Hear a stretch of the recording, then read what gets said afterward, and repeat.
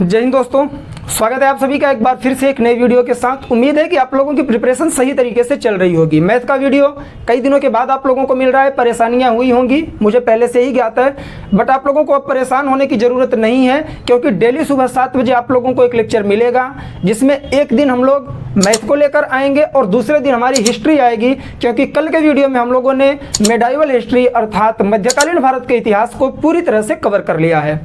अगर आप हिंदी माध्यम से किसी भी एग्जाम की प्रिपरेशन कर रहे हैं तो इस चैनल को सब्सक्राइब कर लें, क्योंकि यहाँ पर सभी कंटेंट हिंदी माध्यम से फ्री ऑफ कॉस्ट प्रोवाइड किए जा रहे हैं। चलिए शुरू करते हैं आज का चैप्टर।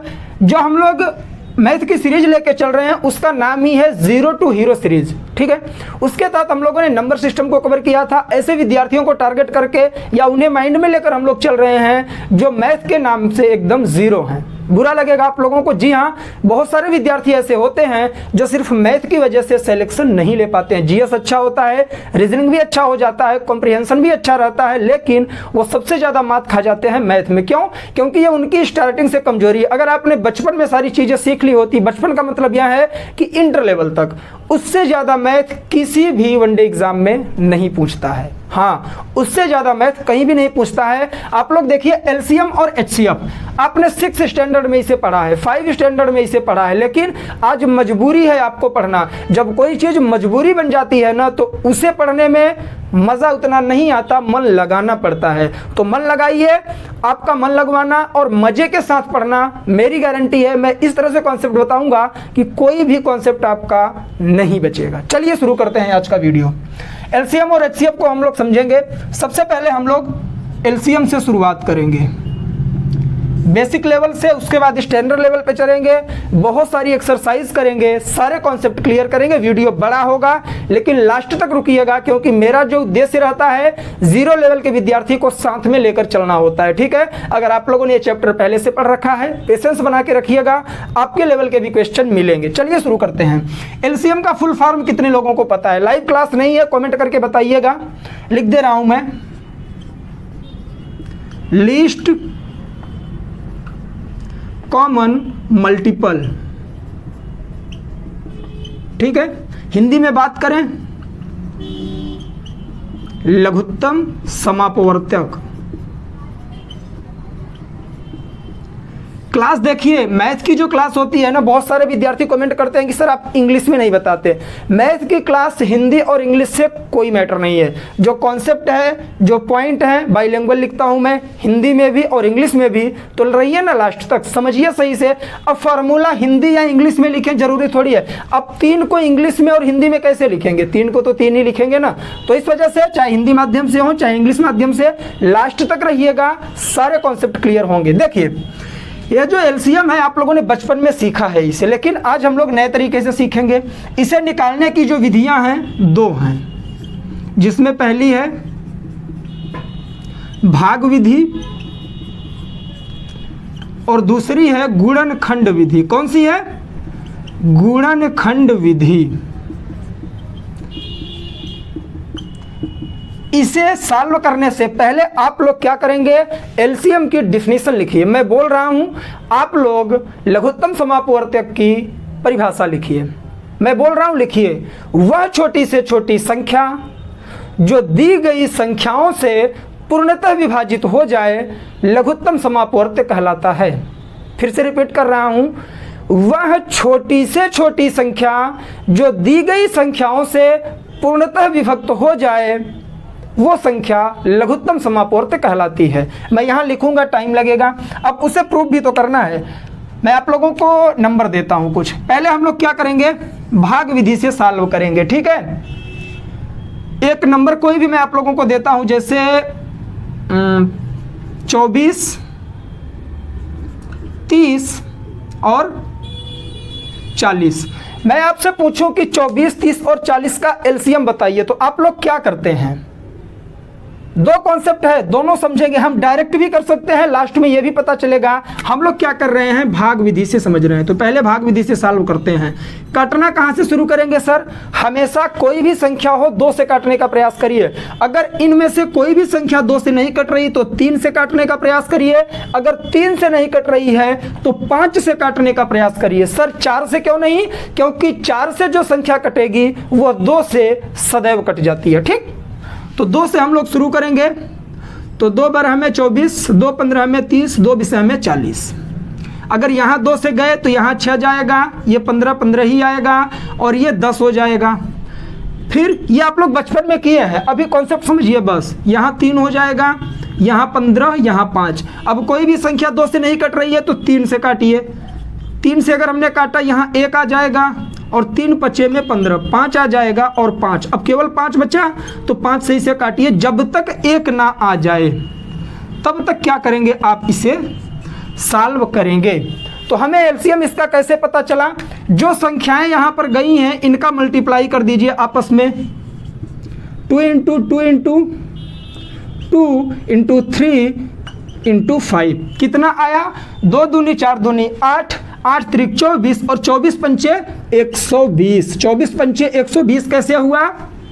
तो आप सबको पता है 20 पंचे 100 और 4 पंचे 20, 120 हो गया। ठीक, अगर सर हम इसे गुणनखंड विधि से सॉल्व करने का प्रयास करें तो कैसे करेंगे? देखिए डियर, गुणनखंड विधि से सॉल्व करने का जो तरीका है, आपको क्या करना होगा, आपने यहाँ सभी संख्याओं को एक साथ काट दिया है।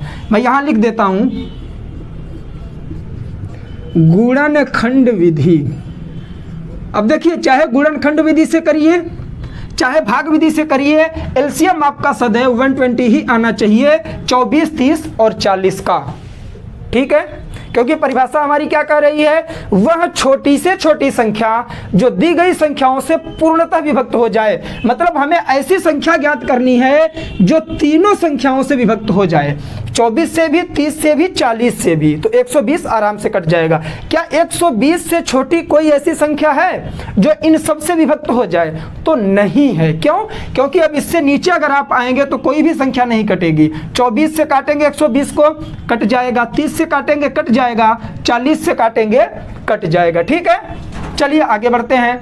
गुणनखंड विधि में क्या होगा कि ये जो संख्याएं हैं, देखिए मैं यहां पर लिख रहा हूं 24 का हमें निकालना है। ठीक, तो हम लोगों ने क्या किया था, ये साथ में निकाला था।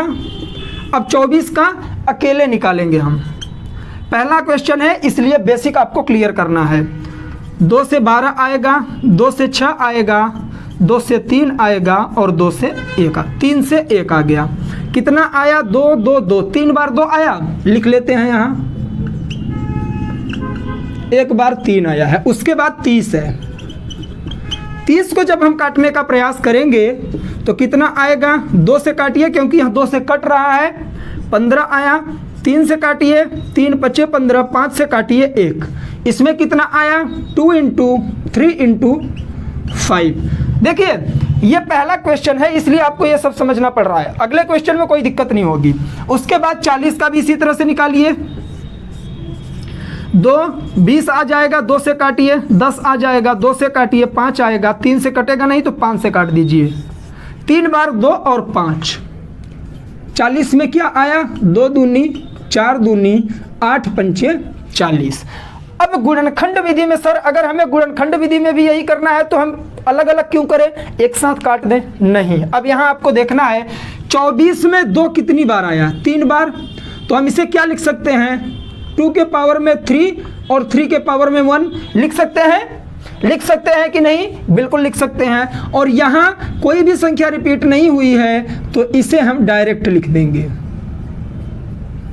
ठीक, यहां कोई संख्या रिपीट हुई है? जी हां, 2 रिपीट हुआ है 3 बार। तो 2 के पावर में 3 गुणे में 5 के पावर में 1। पावर क्यों लगा रहे हो सर? अब यहां यही तो समझना है। एलसीएम ज्ञात करते समय जितनी संख्याएं आई हैं पहले आप देख लीजिए कौन कौन सी आई। 2 आई है, 3 आई है, 5 आई है, इसके अलावा कोई अलग संख्या आई है? नहीं। तो इन तीनों संख्याओं का जो सबसे बड़ा पावर हो, जैसे पहले आप 2 में देखिए, यहाँ 1 है, यहाँ 1 है, यहाँ 3, यहाँ 3। तो 2 का जो सबसे बड़ा पावर है वह 3 है। उसे पकड़ लीजिए।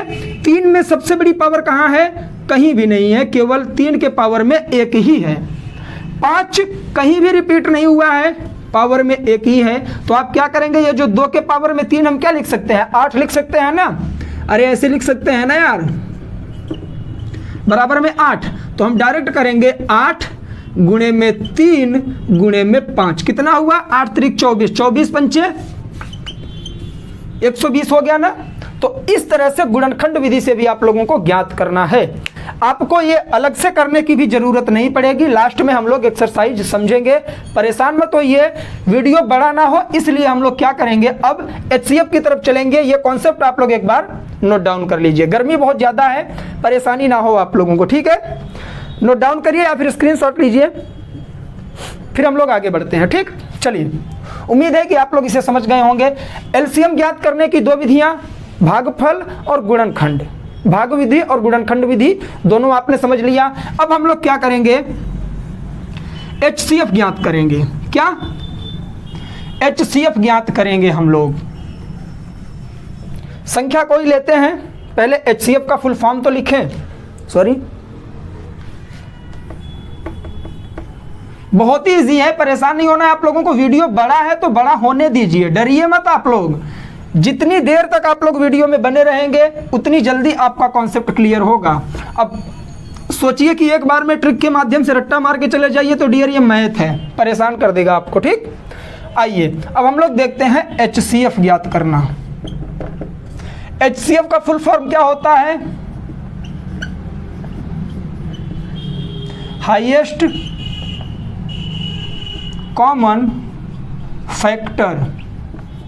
उसमें क्या था? लीस्ट कॉमन मल्टीपल था और यहां हाईएस्ट कॉमन फैक्टर है। ठीक है, हिंदी क्या होगी? महत्तम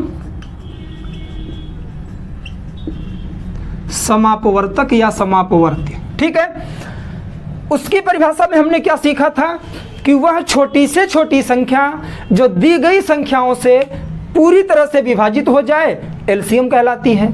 यहां क्या होगा कि वह बड़ी से बड़ी संख्या, लिखिए आप लोग, महत्तम समापवर्त्य HCF की परिभाषा आप लोग लिखिए, हाईएस्ट कॉमन फैक्टर की डेफिनेशन आप लोग लिखिए, मैं बोल रहा हूं। वह बड़ी से बड़ी संख्या जो दी गई संख्याओं को पूर्णतः विभाजित कर दे।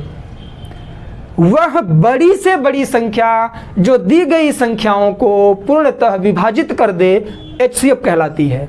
उसमें क्या था कि वह छोटी से छोटी संख्या जो दी गई संख्याओं से पूर्णतः विभाजित हो जाए, और HCF क्या कह रहा है कि वह बड़ी से बड़ी संख्या जो दी गई संख्याओं को पूरी तरह विभाजित कर दे। तो यहाँ यही अंतर है। अगर अंतर समझने का प्रयास करिए, यहाँ मैं फॉर्मूला लिख दे रहा हूँ, डेफिनेशन याद हो जाएगी। एलसीएम की लिखिए। एलसीएम में हमने क्या सीखा कि वह छोटी से छोटी संख्या जो दी गई संख्याओं से पूरी तरह विभाजित हो जाए। मतलब जो हमें एलसीएम ज्ञात करना है, दी गई संख्याओं से भाग करने पर वह कट जाए। यह डेफिनेशन हो गई। मतलब यह हो गया एलसीएम कि जो एलसीएम हम ज्ञात करेंगे दी गई संख्याओं से कटना चाहिए। और एचसीएफ क्या कह रहा है? एचसीएफ कह रहा है कि वह बड़ी से बड़ी संख्या जो दी गई संख्याओं को पूर्णतः काट दे। तो इसमें क्या होगा, सॉरी, नंबर ऊपर हो जाएगा और एचसीएफ नीचे हो जाएगा। ऐसे लिखेंगे आप लोग तो फॉर्मूला आपको जल्दी याद हो जाएगा, डेफिनेशन लिखने की जरूरत भी नहीं पड़ेगी। तो चलिए, इसमें भी दो विधियां हैं। कौन कौन सी? गुणनखंड और भाग विधि। पहले हम लोग चलते हैं ट्रेडिशन मेथड पर। हमारी जो पुरानी सभ्यता रही है, जो हमारे मास्टर ने हमें सिखाया है स्कूलों में, संख्या वही संख्या लेते हैं जो वहां पर थी। जल्दी होगा, आप कोई भी संख्या लेके कर सकते हैं। ठीक, हमने लिया 24, 30 और 40। पहले हम लोग इसे भागफल विधि से करते थे। पहले दो संख्याएं लिए, भाग कर दिए। 24 एक के 24, 6 बचा। 6 का भाग 24 में करेंगे। अब 6 चौक 24 पूरी तरह से कट गया। अब जिस संख्या ने पूरी तरह से काटा है उस संख्या को यहाँ लाइए और बची हुई संख्या यहाँ लिख दीजिए। तो 6 का अगर ले जाएंगे, 6 छक्के 36, 4 बचेगा, 4 से 6 को काटिए तो 4 एक के 4, 2 बचा, और 2 से 4 को काटेंगे तो 2 दूनी 4। दिख रहा है कि नहीं आप लोगों को? तो यहाँ क्या आ गया 1, तो इसका जो क्या है HCF होगा इसका 2 होगा। लेकिन हमें इतना तामझाम करना पड़ा, हम ये नहीं करेंगे। हम HCF हमेशा गुणनखंड विधि से सॉल्व करेंगे। कैसे, आइए देखते हैं। हमें पता चल गया है गुणन भागफल विधि से कि इसका जो HCF होगा वह 2 होगा। अब गुणनखंड विधि से कैसे करेंगे? 24 का लिख लेंगे, 30 का लिख लेंगे और 40 का। 24 का गुणनखंड कैसे हम लोगों ने निकाला था? 2 दूनी 4, दूनी 8, त्रिक 24। ठीक, 30 है तो 30 में पहले 2 से काटिए 15 आया, 3 से काटिए 5 आया और 5 से काट दीजिए। एलसीएम ही निकाल रहे हैं ना हम लोग। 40 को करना है तो 2 से काटिए 20 आया, 2 से काटिए 10 आया, 2 से काटिए 5 आया, 5 से काट दीजिए। कैसे कर रहे हैं ये आप लोग कॉमन चीज़ें समझ रहे होंगे। यहाँ लिखा तो था यही, बराबर है, ठीक है। अब आपको इसमें ये नहीं देखना है, हम लोग जब एलसीएम ज्ञात कर रहे थे तो ये देख रहे थे कि कितना पावर जा रहा है। इसमें पावर नहीं, इसकी डिफिनेशन क्या कह रही है कि वह बड़ी से बड़ी संख्या जो दी गई संख्याओं को पूर्णतः विभाजित कर दे, मतलब वो तीनों को वह संख्या काट रही हो। तो यहाँ क्या है, 2 कॉमन है ना तीनों में, क्या 3 है इसमें? इसमें भी है लेकिन इसमें नहीं है। 5 इसमें है लेकिन इसमें नहीं है। तो हमें पता चला कि केवल 2 एक ऐसी संख्या है जो सभी संख्याओं को काट देगी, तो HCF हमारा आ गया 2। समझ में नहीं आया? एक और एग्जाम्पल लेते हैं, जैसे 30, 40 और 60। अब हमें निकालना है 30, 40 और 60 को। तो अगर हम 30 का निकालेंगे तो क्या होगा, 2 गुणे में 3 गुणे में 5। 40 का निकालेंगे तो क्या होगा, यही है 2 गुणे में 2 गुणे में 2 गुणे में 5। 60 का निकालना है 2 दूनी 4, 3 12, 5 60, यही होगा ना। अब इसमें हमें कॉमन देखना है, हम नहीं करेंगे भागफल विधि से, हम गुणनखंड विधि से इसका HCF ज्ञात करेंगे। 2 कॉमन है, पकड़ लिया। उसके बाद कौन कॉमन है? 5 भी कॉमन है यहाँ। तो हम क्या करेंगे, 2 में 5 का मल्टीप्लाई कर देंगे, हमें 10। जितनी कॉमन संख्याएं होंगी उनका मल्टीप्लाई आपस में कर देंगे हम, तो हमें इसका HCF मिल जाएगा। तो 10 वह छोटी से छोटी बड़ी 10 वह बड़ी से बड़ी संख्या है जो दी गई संख्याओं को पूर्णतः काट देगा। छोटी संख्याओं की बात करें, 2 से भी सारी कट जाएंगी, 6 से नहीं कटेंगी, 3 से नहीं कटेंगी, 5 से भी कट जाएंगी, 6 से 7 से भी नहीं कटेंगी, 8 से भी नहीं कटेंगी। अब देखिए छोटी संख्याएं तो ये है ना, लेकिन सबसे बड़ी 10 है। क्या 10 के आगे बढ़ने पे कोई संख्या इन सबको एक साथ काट देगी? नहीं। जैसे आप देख लीजिए 20 से काटिए, ये कट जाएगा, ये कट जाएगा, लेकिन ये नहीं कटेगा। ठीक, तो सबसे बड़ी संख्या जो काट दे वह HCF कहलाती है। तो आप लोग HCF भी सीख चुके हैं, कोई एग्जाम्पल देने की जरूरत नहीं है।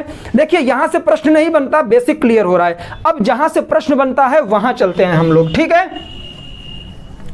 अब हमें क्या ज्ञात करना है, दोनों एक साथ में, ठीक, LCM और HCF दोनों एक साथ में, और भिन्न का हमें ज्ञात करना है। किसका ज्ञात करना है? भिन्न का ज्ञात करना है।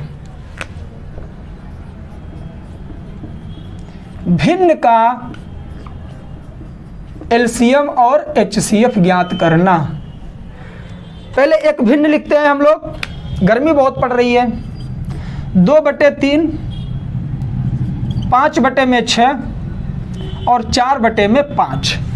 ये संख्या दिया और हमसे कह रहा है कि इसका LCM भी बताइए और HCF भी बताइए। फॉर्मूला है, बहुत इजी है, परेशान नहीं होंगे। चलिए LCM हम लोग ज्ञात करते हैं। LCM कहता है कोई भी अगर भिन्न होगी तो वो कैसे होगी, अंश और हर में ही होगी। तो जब हमें LCF ज्ञात करना है तो जो ऊपर वाली संख्या है इसका LCM निकाल लेंगे, नीचे वाली संख्या का HCF निकाल लेंगे, जो आएगा वही हमारा LCM कहलाएगा। सर ये तो बहुत कॉमन है, बिल्कुल इजी है, कॉमन नहीं इजी है, प्रश्न बनता है यहां से। इसका एलसीएम क्या होगा? एलसीएम ज्ञात करना आपको पता ही है, 4 पंचे 20, ठीक है। और एचसीएफ क्या होगा इसका? अब यहां ध्यान देंगे, 3 और 5 ये क्या है? अभाज्य संख्याएं हैं। अगर ऑड नंबर्स आ जाए और उनका आपसे एचसीएफ पूछ ले तो हमेशा 1 होगा, उसके साथ कितनी भी संख्या हो, जैसे मान लीजिए 62, 368 और 311 ये संख्या दे और आपसे एचसीएफ पूछे तो बिना कुछ सोचे आप 1 बता देंगे, क्योंकि सारी संख्याएं तो कट जाएंगी, लेकिन लास्ट में जब 311 आएगा तो इसे 1 से ही काटना पड़ेगा, ठीक। तो अगर अभाज्य संख्या ऑड नंबर आता है तो उसे हमेशा एचसीएफ के तहत 1 लिखेंगे। ऑप्शन पर जाइए, 1 मिले टिक कर दीजिए, सॉल्व करने की जरूरत नहीं है, ठीक। तो यहां पर 2 ऑड नंबर हैं तो बट्टे में 1 कर देंगे, तो इसका एलसीएम चाहे 20 लिखिए चाहे 20/1 लिखिए। अब कह रहा है कि सर इसका एचसीएफ बताइए। एचसीएफ में क्या होगा? उल्टा हो जाएगा। ऊपर वाले का हम क्या ज्ञात करेंगे? ऊपर वाले का हम एचसीएफ निकाल लेंगे और नीचे वाले का एलसीएम। एक कॉन्सेप्ट आपको मिला कि जो पूछे ऊपर वाली संख्याओं का वही निकाल दो और नीचे वाली संख्या का उसका अपोजिट निकाल दो। अगर एलसीएम पूछ रहा है तो अंश में जितनी संख्याएं दी गई हैं उनका एलसीएम निकाल दो, हर में जितनी संख्याएं उनका एचसीएफ निकाल दो। अगर आपसे एचसीएफ पूछ रहा है तो ऊपर वाली संख्या का क्या करना है? आपको एचसीएफ निकालना है और नीचे वाली संख्या का एलसीएम निकालना है, ठीक। तो इसका क्या होगा?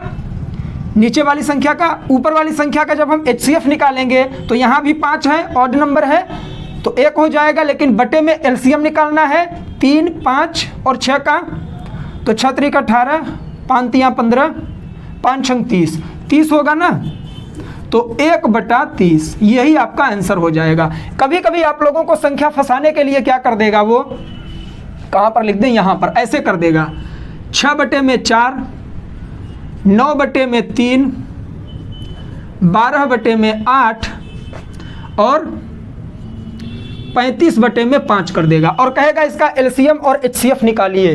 तो आप क्या करेंगे? आप पहले देख लीजिए कि ये संख्याएं कट रही हैं क्या, काट के छोटा कर लीजिए ना। ये 2 से काटिए, 2 तिहाई 6, 2 दूनी 4, 3 से काटिए, 3 त्रिका 9, 3/1, इसे 4 से काटिए, 4 तिहाई 12, 4 दूनी 8, 5 से काटिए, 5 7 35, 5 1 5। अब इसका निकाल दीजिए, आंसर सेम हो जाएगा आपका, ठीक है। तो ये आपका होमवर्क भी है, 3/2, 3/1, 3/2 और 7/1। आपको क्या करना है? इसका एलसीएम और एचसीएफ ज्ञात करके हमें कमेंट बॉक्स में बताना है, ठीक है। आगे बढ़ते हैं। अब 2-3 रूल हैं, सीखिए, जहां से प्रश्न बनते हैं। वीडियो बड़ा हो रहा है मुझे पता है, लेकिन परेशान मत होइए, एक ही वीडियो में सारे कॉन्सेप्ट क्लियर करने हैं, एग्जाम भी क्रैक करना है तो आपको रुकना पड़ेगा। अगर मुझे इतनी गर्मी लग रही है, पसीना हो रहा है, फिर भी मैं रुका हूं, तो मेरे हिसाब से आप लोगों को भी रुकना ही चाहिए, ठीक है। एक रूल लिखिए कि जो संख्या दी जाती है, मान लीजिए कोई संख्या ए और बी दी गई है, तो इन दोनों का जो गुणनफल होगा वो इनके एलसीएम और एचसीएफ के गुणनफल के बराबर होगा। ऐसा क्यों बता रहे हैं हम, समझेंगे आप लोग। चलिए एग्जाम्पल लेते हैं। कोई भी 2 संख्याएं हों, उनका जो गुणनफल होगा उनके एलसीएम और एचसीएफ के गुणनफल के बराबर ही होगा। कैसे, देखते हैं। संख्या है 40 और 50। प्रश्न कैसे बनेगा? 40 और 50 एक संख्या है जिसका एचसीएफ 10 है, इसका एलसीएम ज्ञात करें। अब आप कैसे ज्ञात करेंगे? इसी फॉर्मूले पर रख दीजिए, 40 और 50, इसे ए कर दीजिए, इसे बी कर दीजिए, तो 40 गुणे में 50। क्या पूछा है हमसे? एचसीएफ दिया है, एलसीएम पूछा है, एलसीएम की जगह x रखिए, एचसीएफ की जगह 10 रखिए, 0 से 0 काटिए, 4 पंचे 20, 200, x बराबर 200। तो अगर 40 और 50 का एलसीएम कोई पूछेगा आपसे तो 200 ही होगा, ठीक। तो इस वजह से प्रश्न बनते हैं ऐसे। 2 संख्याएं कोई भी देगा और पूछ लेगा कि इन संख्याओं का एचसीएफ इतना है तो एलसीएम बताइए, तो आप कंफ्यूज हो जाएंगे। छोटे एग्जाम में प्रश्न बनते हैं, ठीक। तो इस फॉर्मूले से आप ज्ञात कर सकते हैं। आगे बढ़ते हैं, 3 कॉन्सेप्ट और है, उसे भी सीख लेते हैं। देखिए, अब आपसे प्रश्न कैसे बनेगा? प्रश्न मैं लिखूंगा नहीं, बोलूंगा। वह छोटी से छोटी संख्या ज्ञात कीजिए जो मैं बोल रहा हूं लिखिए। वह छोटी से छोटी संख्या ज्ञात कीजिए जो 18, 20 और 30 से पूर्णतः विभक्त हो जाए। प्रश्न यही बनाएगा आपको। वह छोटी से छोटी संख्या ज्ञात कीजिए जो दी गई संख्याओं से पूर्णतः विभक्त हो जाए। वो दी गई संख्याएं कौन सी हैं? 18, 20 और 30। प्रश्न बनाया कि वह छोटी से छोटी संख्या ज्ञात करिए जो 18, 20 और 30 से पूर्णतः विभक्त हो जाए। कैसे सॉल्व करेंगे? आप कैसे ज्ञात करेंगे वो संख्या? कॉमन सेंस यूज करेंगे, पता लग जाएगा।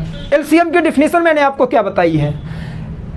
एलसीएम की डिफिनीशन मैंने आपको क्या बताई है कि वह छोटी से छोटी संख्या जो दी गई संख्याओं से पूर्णतः विभक्त हो जाए।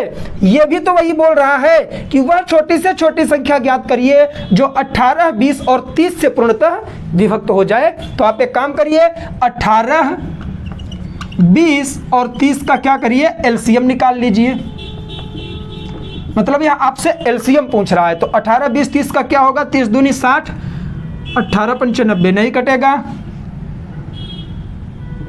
30 तिहाई 90, 30 चौका 120, 180 होगा इसका, क्योंकि 3 दूनी 6, 6 त्रिक 18, 180 एलसीएम होगा इसका। ठीक है, तो इसका आंसर होगा ये। जिस ऑप्शन में होगा आप लोग इसे टिक कर देंगे। ठीक, अगर प्रश्न बनाया, प्रश्न जरूर लिखा करिए, मैं पूरा नहीं लिख रहा हूं, कि वह छोटी से छोटी संख्या ज्ञात कीजिए जो 18, 20 और 30 से पूर्णतः विभक्त हो जाए। इसके जगह और भी नंबर्स दे सकता है।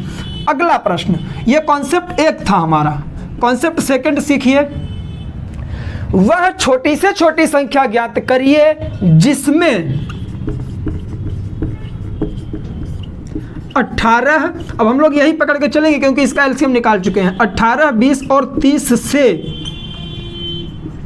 भाग करने पर शेषफल 8 बचे। वह छोटी से छोटी संख्या ज्ञात करिए जिसमें 18, 20 और 30 से भाग करने पर शेषफल सदैव 8 बचे। तो ये कॉन्सेप्ट क्या हुआ कि इससे भाग करने पर अगर शेषफल हमेशा 8 बचे तो सबसे पहले वह छोटी से छोटी संख्या ज्ञात करने के लिए इसका एलसीएम निकालिए। एलसीएम हमें पता है 180। अब 180 में हम ऐसा क्या करें कि तीनों से भाग करने पर शेषफल 8 ही बचे। अरे 180 तो तीनों से कट रहा है, तो इसमें 8 जोड़ दो। जितना शेषफल बचा रहा है उसे आप जोड़ दो, वही आपका आंसर हो जाएगा। मजा आया कि नहीं? बहुत ही बेसिक है। थर्ड कॉन्सेप्ट और लास्ट कॉन्सेप्ट पे चलते हैं हम लोग। वीडियो का लास्ट प्रश्न भी है। एलसीएम एचसीएफ में इससे ज्यादा प्रश्न आप लोगों के एग्जाम में तो नहीं बनने वाला है। हाँ, सीजीएल में बन सकता है, बैंक में बन सकता है, लेकिन छोटे एग्जाम में यहां से प्रश्न नहीं बनेगा ज्यादा। अब प्रश्न बना कि वह छोटी से छोटी संख्या ज्ञात करिए जिसमें 18, 20 और 30 से भाग करने पर शेषफल क्रमशः कितना बचे? 18, 20 और 30 से भाग करने पर शेषफल क्रमशः 14, 16 और 26 बचे। फिर से सुनिए। वह छोटी से छोटी संख्या ज्ञात कीजिए जिसमें 18, 20 और 30 से भाग करने पर शेषफल हमेशा क्रमशः, क्रम रूप में, मतलब 18 से भाग करें तो शेषफल 14 बचे, 20 से भाग करें तो शेषफल 16 बचे, 30 से भाग करें तो शेषफल 26 बचे। तो इसका कॉन्सेप्ट क्या है? आप एक काम करिए, पहले इनका अंतर देख लीजिए। हमेशा अंतर सेम देता है, एग्जामिनर हमेशा अंतर सेम देता है। अगर इसके डिफरेंस अलग अलग देगा तो सॉल्व नहीं होगा। आपको पता चलेगा कि जब आप 18 में से 14 को लेस करेंगे तो 4 हुआ, जब आप 20 में से 16 को लेस करेंगे तो 4 हुआ, जब आप 30 में से 26 को लेस करेंगे तो आपके पास 4 मिला। तो तीनों को लेस करने पे 4 मिल रहा है, तो इन तीनों का एलसीएम क्या था 180। 180 तो पूरी तरह से इन संख्याओं से कट रहा है, लेकिन पूछ क्या रहा है कि इन संख्याओं से काटने पर अगर हम 18 से काटे तो शेषफल 14 बचे, अगर हम 20 से काटे तो शेषफल 16 बचे, अगर हम 30 से काटे तो शेषफल 26 बचे। तो क्या करेंगे कि इनका जो कॉमन 4 आ रहा है इसमें से घटा देंगे तो 176। 176 में अगर आप 18 से भाग करेंगे तो 14 शेष बचेगा, गारंटी है। 176 में अगर आप 20 से भाग करेंगे तो 16 शेष बचेगा, इसकी भी गारंटी है। 30 में अगर आप 180 में अगर आप 30 से भाग करेंगे तो 26 शेषफल बचेगा, ये गारंटी है। 180 में नहीं, 176 में। ठीक, पसीना हो रहा है, गर्मी बढ़ रही है, दिमाग अब काम नहीं कर रही है, कॉन्सेप्ट आपका क्लियर हो चुका है। तो आज हम लोगों ने एलसीएम एचसीएफ को भी पूरी तरह से खत्म कर दिया, प्रैक्टिस सेट भी हम लोग सॉल्व करेंगे। कमेंट करके बताइएगा कि अगला वीडियो आप लोगों को कौन सा चाहिए। तो आज के लिए बस इतना ही। अगर यहाँ तक आ गए हैं, वीडियो पसंद आया है तो वीडियो को लाइक करें, दोस्तों में शेयर करें, नए हो तो चैनल को सब्सक्राइब कर लें। मिलेंगे नेक्स्ट वीडियो में, तब तक के लिए जय हिंद, जय भारत, बाय बाय। आप लोग अपना ख्याल रखें, पढ़ाई लिखाई करते रहें।